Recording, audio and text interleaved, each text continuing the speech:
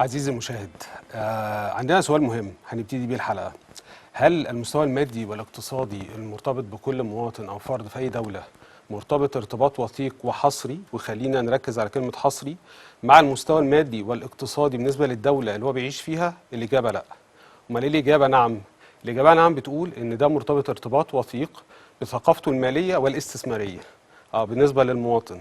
طب ايه يعني ايه استثمار؟ يعني ده ابو عقار؟ لا خالص، مش شرط ده ابو عقار، لان مش كل الناس عندها نقدر نقول رؤوس اموال عشان تستثمر في ذهب او عقار، ولكن في حاجه اسمها ادوات ماليه. الادوات الماليه دي من ضمنها حاجه اسمها وثائق استثمار. يعني ايه وثيقه استثمار؟ يعني يكون عندنا حاجه زي وثيقه ملكيه. الملكيه دي في كيان كبير اسمه صندوق استثمار. صندوق الاستثمار ده متواجد من يمكن 1924. ايه اللي كان بيحصل وقتها؟ واحد معاه 10 جنيه، واحد معاه 100 مليون جنيه. الاثنين مش عارفين يستثمروها ازاي. هي يعني ثقافتهم الاستثماريه متوقفه انهم عارفين ان في حاجه اسمها ادوات ماليه، فكانوا بيدوا لي صناديق الاستثمار. صناديق الاستثمار فيها ناس متخصصين، عليهم جهات رقابيه. هذه الجهات الرقابيه بتحدد وتراقب هل الفلوس اللي بيتم ايداعها في هذه الصناديق يتم استثمارها بشكل صحيح طبقا للشروط والواجبات اللي موجوده في حاجه اسمها نشره اكتتاب، وده العقد اللي بين حضرتك وما بين صندوق الاستثمار. طب وهل دي حاجه متعارف عليها عالميا؟ طبعا احنا عندنا من سنه 1924. خلينا نتكلم النهارده في صناديق الاستثمار بتدير اموال بما يقارب او بما يزيد، خلينا نقول 50 تريليون دولار، 50,000 مليار دولار. طب وهل ده متاح لعامة الشعب؟ متاح للأفراد والمؤسسات؟ طبعا، ده طبقا طبعا للثقافة المالية المنتشرة والاستثمارية. خلينا نقول إن في مؤسسة في أمريكا اسمها ICI اللي هي Investment Company Institute، بتطلع هي ابحاث كتير، فقالت ان ضمن الابحاث بتاعتها ان حوالي 45 ل 50% من الاسر الامريكيه بيستثمروا في وثائق استثمار. بل الجيل اللي هو بيسموه الميلينيالز، اللي هو اتولد من 1981 حتى 1996، حوالي 35% منهم بيستثمروا في وثائق استثمار، و14% منهم ابتدوا استثمار قبل سن ال20. طب ناخد التقيله بقى زي ما بيقولوا، ان كمان الجيل اللي بيسموه الزي جنريشن برضه في امريكا، الجيل اللي هو اتولد من 97 لغايه 2012، الجيل ده 56% منه عنده وثائق استثمار، و80% من ال 65% ابتدوا استثمار قبل سن ال20. طيب ايه اللي مطلوب؟ المطلوب ان احنا هنقتطع يوميا، يعني متوسط الاحصائيات بتقول ان احنا بنقعد تقريبا على السوشيال ميديا من 2.5 ل3 ساعات. عايزين نقتطع نص ساعه نعرف يعني ايه ادوات ماليه، يعني ايه اوعيه ادخاريه، اوعيه استثماريه، منتجات ماليه، يعني ايه صندوق استثمار، ويعني ايه وثائق استثمار ونشرات اكتتاب في صناديق استثمار. وهنقتطع بعد نص ساعه دي ما نتعلم الحاجات دي، هنقتطع من دخلنا اليومي او مصروفنا 10 جنيه 20 جنيه 100 جنيه، مبالغ كبيره جدا طبعا، ولكن نقدر نكون بيها مستثمرين، لان الاستثمار والمستثمر مش حكر على اصحاب الملايين. حضرتك ممكن يكون معاك 10 جنيه وتقدر تكون بيها مستثمر. عزيزي المشاهد، ان كنت تتوضى البقاء من خلال الاستثمار في عالم رقمي، تابعونا. معكم احمد الحلواني، باحث في شؤون الاقتصاد الرقمي والحوكمه الرقميه. بيسعدني ويشرفني النهارده يعني استضافه احد اعمده كل اللي احنا اتكلمنا فيه ده، الاستثمار وصناديق الاستثمار ومحافظه الاوراق الماليه. معانا العضو المنتدب رئيس تنفيذي لشركه ازيموت مصر لاداره الصناديق ومحافظه الاوراق الماليه. اهلا بيك يا استاذ احمد. اهلا وسهلا فندم. اهلا بيك يا فندم. طبعا حضرتك يعني زي ما بنقول دايما، طبعا حضرتك غني عن التعريف، وحضرتك عضو مجلس اداره في البورصه المصريه، ممثلا على الشركات العامله في سوق المال. ولكن طبعا حابين نعرف الساده المشاهدين بيك اكتر من خلال فيديو قصير هنستعرضه مع حضراتكم حالا. اتفضل.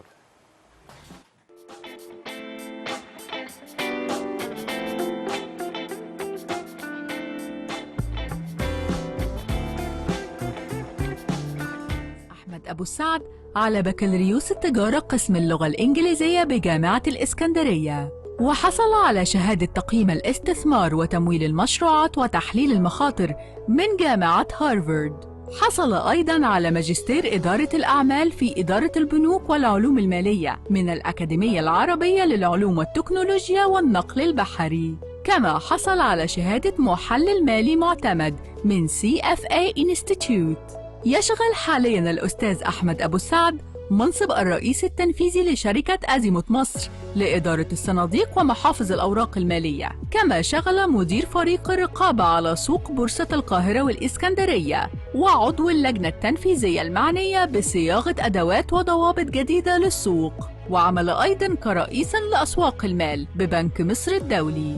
كما شغل منصب نائب رئيس بشركة النعيم لإدارة المحافظ والأصول، حيث كان مسؤولاً عن إدارة محافظ كبار العملاء بإجمالي أموال تحت الإدارة تتجاوز 2 مليار جنيه مصري. وعلى الصعيد الشخصي يشغل كعضواً لمجلس إدارة البورصة المصرية ممثلاً من الشركات العاملة، ورئيساً لمجلس إدارة الجمعية المصرية لخبراء الاستثمار CFA Society Egypt، ورئيساً لمجلس إدارة الجمعية المصرية لإدارة الاستثمار، وعضواً في الجمعية المصرية للاستثمار المباشر الخاصة، وعضواً في مجلس إدارة شركة مصر لتجارة وحليج الأقطان، وعضواً في مجلس إدارة بورصة السلع ممثل الشركة القابضة للتأمين، وأيضاً محاضراً لدى العديد من الجامعات والمؤسسات التعليمية من ضمنها الجامعة الأمريكية بالقاهرة والأكاديمية العربية للبنوك والعلوم المالية.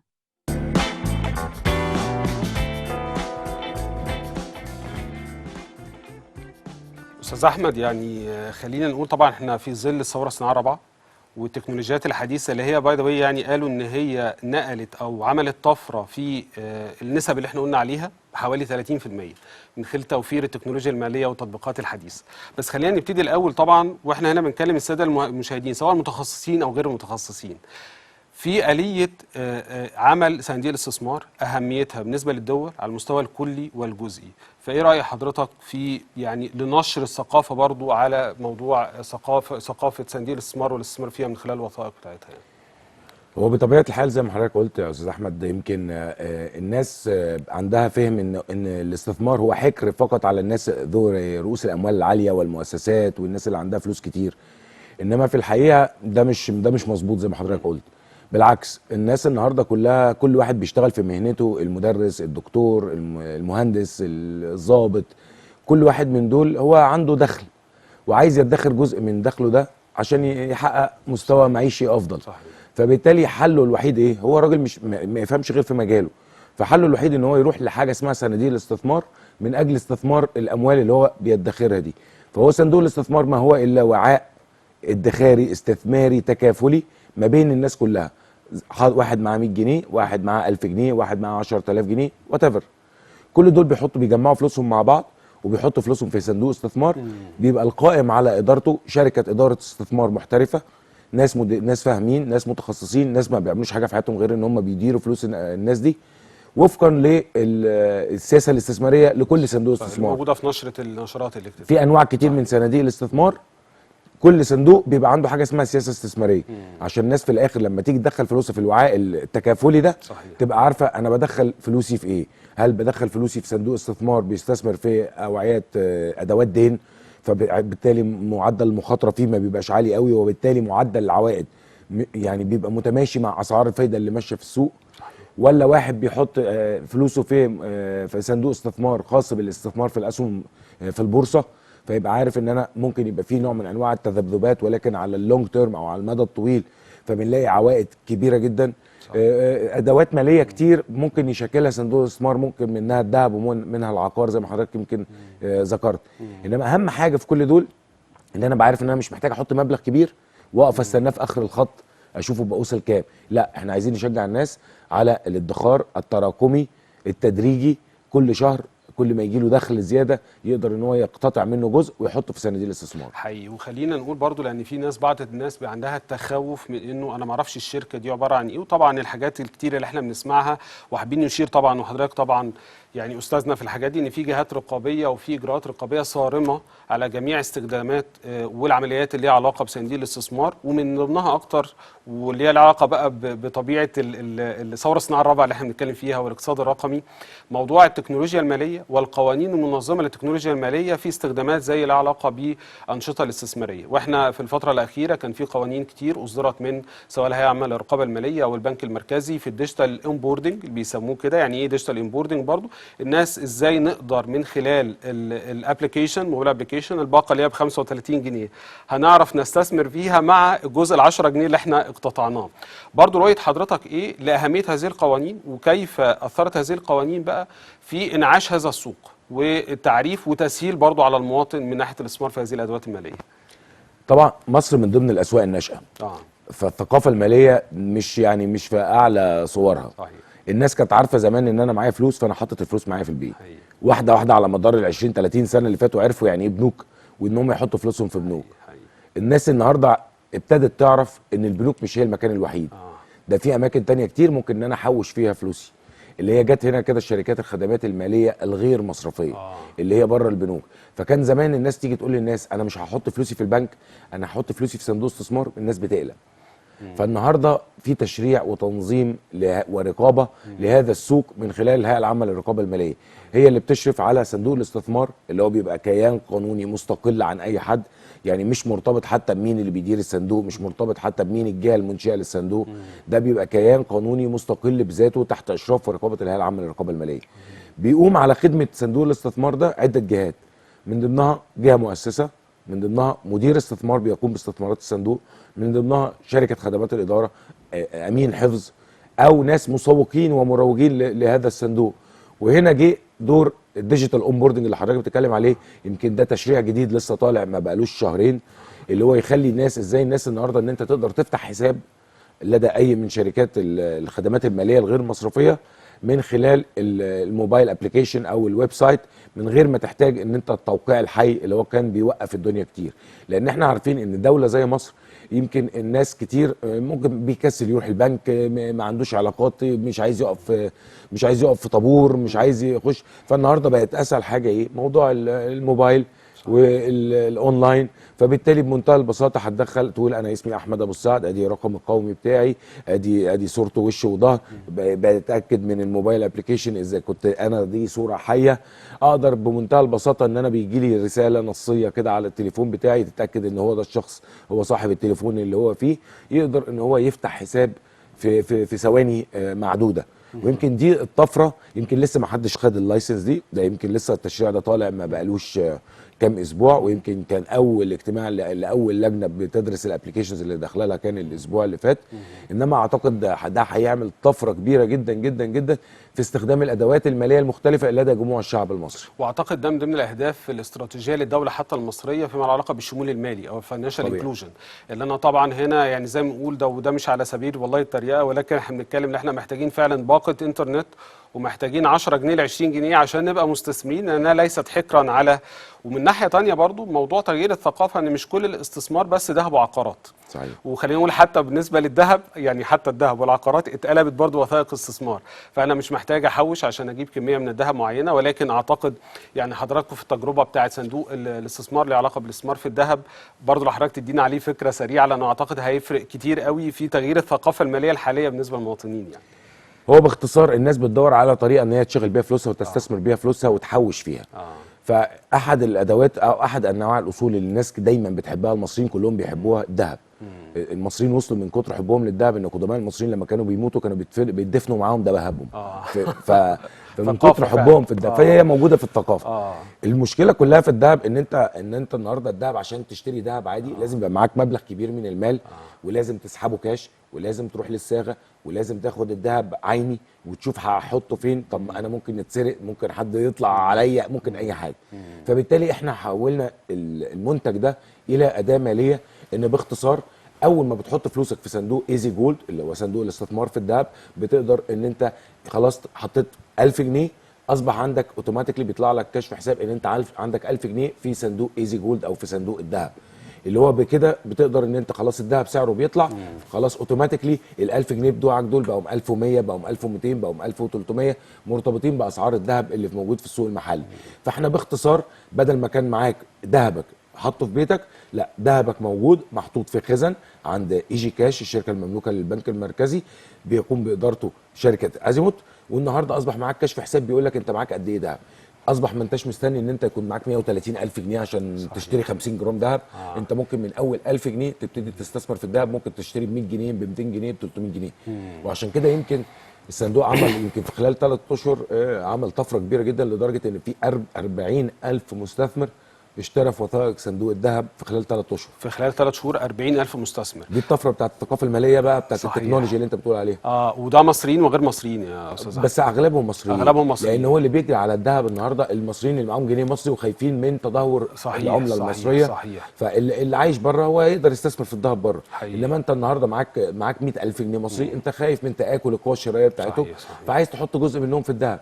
فاصبح بدل ما انت تشيل هم ان انا اشتري الذهب منين واشتري الذهب جودته عامله ازاي، اوتوماتيكلي بتحط فلوسك في صندوق ايزي جولد، وبالتالي بيطلع لك كشف حساب ان انت معاك 100,000 جنيه ذهب 4 تسعات معتمد دوليا. ده غير ان هو كمان هنا بيتجنب مخاطر ليها علاقه بموضوع الشراء والبيع والنصب والحاجات دي كلها. وموضوع ان هو ينزل يدور عشان يبيع اصلا، والعملات اللي بتدفع في الحاجات دي عشان يعرف يبيع الذهب. ده حقيقي. وكمان مطابق لاحكام الشريعه الاسلاميه. لان في لجنه رقابه شرعيه بتقوم على عظيم. فهو يعني مستوفي كل خلينا نقول كل اللي الناس بتتمناه وبتحلم بيه. فده يعتبر صندوق اسلامي يا استاذ احمد، ولا ده يعتبر الصندوق صندوق هو يعني هو واخد موافقه الهيئه العامه للرقابه الماليه، واخد موافقه لجنه الرقابه الشرعيه. عظيم. فهو صندوق اسلامي لان هو الذهب بطبيعته الذهب بطبيعته يعني ما فيهوش يعني ما فيهوش شائكه يعني. صحيح. زي ما صحيح. صحيح. ويمكن كمان بقى زي ما قلنا يعني اسقاطا على التكنولوجيات الماليه الحديثه، يعني يمكن في ابلكيشنز كتير واعتقد من ضمنها ثاندر. فممكن هم دلوقتي خلاص عن طريق الموبايل هو قاعد في البيت زي ما قلنا كده بالباقه بتاعته هيشتري ويبيع الوثائق الاستثمار، سواء بقى في صندوق الذهب او بقيه صناديق الاستثمار اللي موجوده. هو الحقيقه زي ما انت حضرتك بتقول كده، يمكن خلينا نقول ان العدد اللي انا قلته ده يرجع العدد الاكبر منه لابلكيشن زي ثاندر. ثاندر النهارده بقت في متناول الناس كلها، في ايد الناس كلها. النهارده الناس بيعملوا شغل عالي جدا. الناس اسهل حاجه عندك ان انت تخش على ثاندر ان انت تشتري في صندوق الذهب او تشتري في صندوق فرص اللي هو بتاع الاسهم. لو انت مش متخصص، في ناس بتخش تشتري اسهم مباشره. طب انت مش فاضي او ما عندكش خبره، فتعمل ايه؟ تحط اوتوماتيكلي في صندوق ايزي فرص اللي هو صندوق الاسهم. اوتوماتيكلي هو بيشتغل، والصندوق بسم الله ما شاء الله عامل له بتاع 30% من اول السنه. حقيقي. فيعني عامل له 70% ولا حاجه في اخر 12 شهر. فيعني حقيقي كل الحاجات دي طبعا اثرت بشكل كبير، واعتقد ان هي هتفرق بشكل كبير في جذب الاستثمار بشكل او باخر، يعني خاصه فيما له علاقه بالبنيه التحتيه التشريعيه. فهل ده برضو شايف حضرتك ممكن يتسبب في جذب استثمار قد ايه؟ سواء استثمار من مستثمرين افراد عايزين يستثمروا في وثائق استثمار، او شركات حتى اجنبيه تفتح صناديق استثمار جوه مصر. خلينا نقول ان الشق الاولاني هو المهم، اللي هو ازاي تجتذب اكبر شريحه من المواطنين المصريين. احنا عندنا 110 مليون بني ادم. فلازم نشجع ثقافه الاستثمار. انت قلت في الانترو حاجه مهمه جدا، ان الناس بتبتدي تستثمر من تحت سن ال20.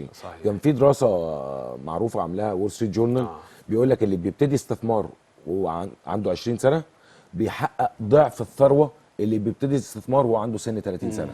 صحيح. فاحنا النهارده بنتكلم يعني فرق ال10 سنين دول يخليك بدل ما انت تعمل $1,000,000 عند سن 60 تعمل $2,000,000. ففرق كبير جدا. ويمكن هي دي الثقافه اللي احنا ابتدينا نشوفها بتتغير. والحقيقه انا منبهر من حجم التطور الكلام ده. يعني خليني ادي لحضرتك مثال رقمي. اول ما ازيموت دخلت مصر ودخلت تغير شكل صناديق الاستثمار وتدخل فكره صناديق الاستثمار، اول سنه كان في 400 عميل دخلوا صناديق استثمار ازيموت. السنه اللي وراها لقيتهم 4000 عميل. السنه اللي وراها لقيتهم 35,000 عميل. ده اللي هو ديسمبر اللي فات. نسب نمو رهيبه كبيره جدا. عايز اقول لك في اول 8 شهور من السنه دي ال 35,000 بقوا 140,000 واحد بيستثمر في صناديق استثمار ازيموت. احنا بنتكلم في ارقام كبيره جدا. اول ما خلاص عارف لو كل 10 قالوا ل10 اصحابهم بقى في 100 مستثمر. الناس كلها اتعلمت. الناس النهارده لما بشوف تعليقات الناس على السوشيال ميديا على صناديق الاستثمار، حد يجي يقول له ايه انا اشتريت صندوق الذهب او صندوق البورصه ونزل. فدايما الناس هي اللي بترد على فكره ده استثمار طويل. مش المفروض ان انت تضارب، المفروض ان انت تحوش فيه تدريجي. ما تحاولش تستنصح في السعر. حاول تشتري على ليفلز مختلفه، على مستويات سعريه مختلفه، لان في النهايه الذهب والبورصه ما هم الا طالعين. نوصل لموضوع العقار. ما زال العقار هو الاصل المحبب للمصريين. صحيح. ولكن محتاج مبلغ كبير من المال. عشان كده البورصه نفسها بتعمل حاجه جديده، مشروع جديد اسمه البورصه العقاريه. عظيم. بحيث ان انت تقدر تشتري زي ما نقول سهم او سهمين في العقار على المشاع. وده اللي اعتقد هيبقى الشغل الشاغل بتاع صناديق الاستثمار خلال الفتره الجايه، ان هي تشوف ازاي ان هي تعمل العقار اداه ماليه عشان برضه يبقى زيه زي الذهب، تقدر تشتري ب 100 جنيه وب 1000 جنيه، وده الشغل الشاغل هيبقى الازمه في الفترة اذا الجاية. حتى احنا قلبنا بفضل ربنا طبعا يعني، والتشريعات اللي هي نازله، قلبنا حتى اللي نقول الموروثات التقليديه اللي طبيعه الاستثمار عملناها من خلال ادوات ماليه، ومن ناحيه تانية كمان دخلنا فيها التكنولوجيا الماليه. ويمكن دايما يعني اشرت حضرتك ان الموضوع هنا لما بنقول ثقافه ماليه وناس تدرس ثقافه ماليه، مش قصه ان هو يعمل ماجستير ودكتوراه في الاستثمار، ده خالص. ده هو بس يعرف ايه الادوات الاستثماريه والادوات الماليه اللي ممكن يستثمر فيها فلوسه. يعني اخيرا برضو عشان وقت الحلقه وحابين طبعا يعني نستفيد من وجود حضرتك معانا، شايف برضو ده بالنسبه للتكنولوجيا الماليه ازاي بيأثر بقى على الاستثمارات اللي في الشركات الناشئه؟ يعني هل ده ليه علاقه بشكل كبير، او ازاي الشركات الناشئه اثرت فيه؟ زي ما بيقولوا دايما الانوفيشن بيسبق ريجيليشن. صحيح. كنت لسه في نقاش مع واحد صديق يعني، وكان بيتكلم ان هو ليه ريجيليشن بتنزل متاخره. لا، هو ده الطبيعي، هي مش متاخره، انوفيشن الاول وبعد كده بتنزل ريجيليشن. ازاي ده اثر برضو في قطاع صناديق الاستثمار بشكل او باخر؟ طيب خلينا نقول بشكل تاني نفس اللي حضرتك قلته. هو انا مش المفروض ان انا اعمل ريجيليشن لكل حاجه. العالم كله بيتبع، العالم متقدم يعني بيتبع حاجه اسمها دي ريجيليشن. قلل التشريعات على قد ما تقدر. خلي الجهه الرقابيه والدوله والحكومه تمارس سياسات الاشراف والرقابه بشكل عام وكبير. انما مش هنعرف نشرع على كل حاجه، لان الابتكارات والافكار الجديده موجوده وبتتولد كل يوم. فالنهارده كل الستارت ابس او التك كومبانيز او اللي بيشتغلوا في التكنولوجيا الماليه النهارده مصر يعني الحقيقه مميزه جدا وفيها عقول بارعه، خلينا نقول، وقصص نجاح كبيره جدا جدا جدا في هذا المجال في التكنولوجيا الماليه. الحقيقه احنا بدأنا نشوف زخم كبير جدا جدا جدا، ان معظم الستارت ابس بالذات اللي في الفينتك كلهم عايزين يكون زي ما كانوا كلهم بادئين حياتهم ان هم عايزين يسلفوا. صحيح. عايزين بيوجدوا وسيله تمويل. صحيح. يوجدوا وسيله ان هو يبقى وسيط ما بين التاجر الجمله او ما بين السبلاير وما بين التاجر. صحيح. حاجات كتير جدا في النص، في كاش فلو بيحصل. فكله ابتدى النهارده يفكر الله، ده في حته هنا كده نقدر نستفيد منها. فابتدت الناس تفكر ازاي ان صناديق الاستثمار تبقى موجوده في الباك اند عند كل شركات التكنولوجيا الماليه والستارت اب، ان هي تقدر ان هي تستفيد بالكاش فلو، بحيث ان هي تقدر تقدم خدمه جديده تفيد بيها عملائها. عظيم جدا، عظيم جدا. ويمكن ده اعتقد اثر بشكل كبير، ويمكن اكبر الاستثمارات دلوقتي اللي داخله في شركات الناشئه كمان رايحه بشكل كبير في الفينتك او قوانين او ستارت ابس شركات الناشئه بتاع التكنولوجيا الماليه. يعني سعدنا بوجود حضرتك معانا، وكانت فعلا يعني معلومات قيمه جدا. نتمنى طبعا من الساده المشاهدين بشكل او باخر زي ما اتفقنا كده في بدايه الحلقه اللي احنا نبتدي نسال اكتر ونعرف اكتر عن الثقافه الماليه والاستثماريه والادوات الماليه اللي من ضمنها صناديق الاستثمار، واللي فيها اكتر من بديل من البدائل المتاحه لجميع انواع الايديولوجيات والتوجهات السياسيه والاقتصاديه والدينيه. كل ده متاح. نتعرف اكتر عن شراط الاكتتاب بالنسبه للصناديق، وبالتالي نقدر يعني نحافظ على بقائنا في هذا العالم وهذا العالم الرقمي والعصر الرقمي الذي نعيش فيه. دمتم في امان الله. نراكم الحلقه القادمه ان شاء الله.